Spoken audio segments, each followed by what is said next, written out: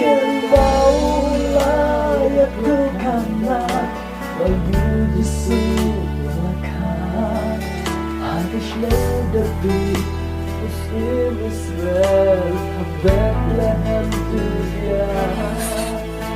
Hapor sisyan kasar karung Lapan raya ulakan Ulaki wil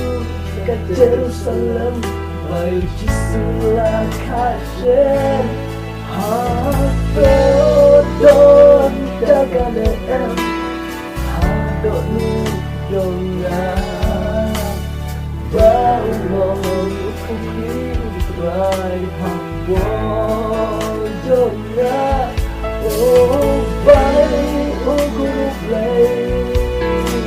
Udawan syafatai dan Penjauhan tentang dahsyat Penjauhan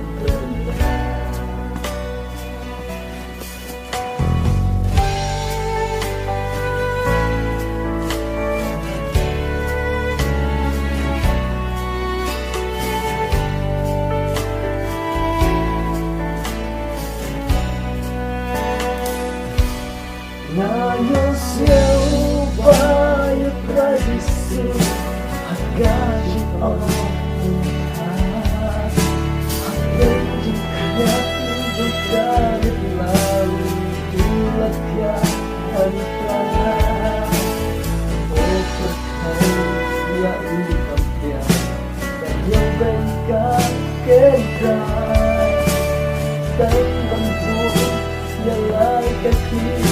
Ya ông đón jaga Hadodon